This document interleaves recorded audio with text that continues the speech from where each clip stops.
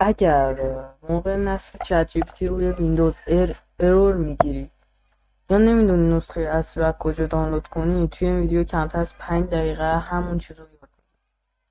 اول مطمئن میشیم که نسخه اصلی رو دانلود میکنیم، چون سایت های متفرقه ممکنه نسخه قدیمی یا نامطمئن رو به ما منتشر کنن. خب شما میان داخل مرورگرتون و چت جی پی تی رو سرچ کنید و اینجا روی دانلود چت جی پی تی، بعدش اگه مک هستید اینو انتخاب کنید.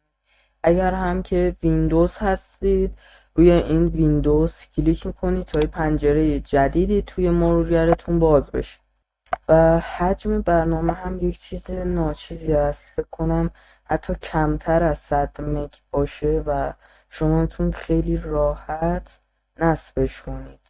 و روی اکثر ویندوز ها 7 8 و 10 و 11 من خودم از ویندوز 11 استفاده میکنم و بدون مشکل نصب شد.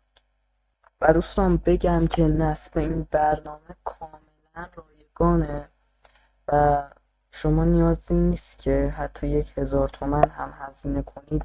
اما بعد از اینکه اکانتتون رو خواستید داخل چت جی پی تی بسازید، میتونید نسخه های بیشتری رو دریافت کنید. اون نسخه ها میتونن بهتر باشن واسهتون و تجربه بهتری از چت جی پی تی کرد.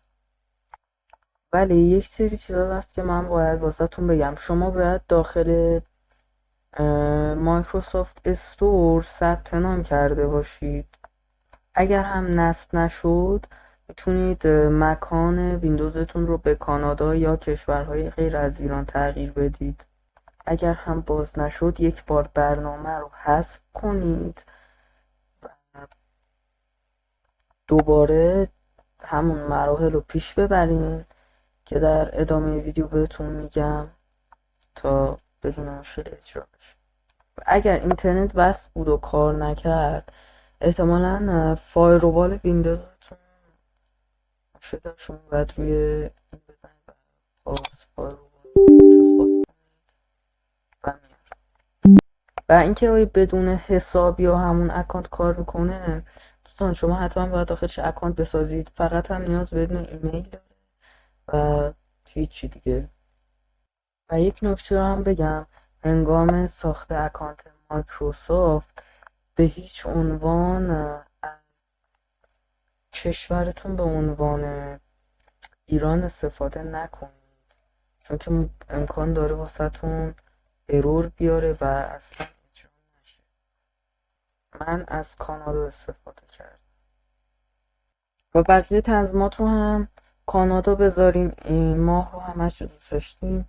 دیت به عنوان مثال هر چیزی میشه باشه، مثلا 11 و سال هم روی 2000. اینجا باید نیم خودتون رو انتخاب بکنید که هر چیزی که دوست دارید میتونه باشه. داشتم اینجا واسه من اوپن میاره، اما شما وقتی اینجا که دانلود کلیک کنید میارتتون تو این صفحه. اینجا روی اینستال بزنید و برنامه خودش واسهتون نصب میشه. بعد از نصب اینجا اگه با این ارور مواجه شدین روی ریستارت بزنید و چت جی پی تی واسهتون میاره و یک ایمیل بهش بدین که اون اکانت شماست و هر موقع که خواستید میتونید چت های قبلیتون رو با این هوش مصنوعی ببینید و یه جورایی ذخیره میکنه. چت جی پی تی واسه من ران شد، با زبان فارسی میتونید باهاش صحبت کنید و بدون هیچ مشکلی بدون. اگر هم دوست داری آموزش‌های نرم افزاری و نصب برنامه و از این جور چیزها ببینی، حتما کانالمون رو دنبال کن. و دوست دارید آموزش نصب چه نرم افزاری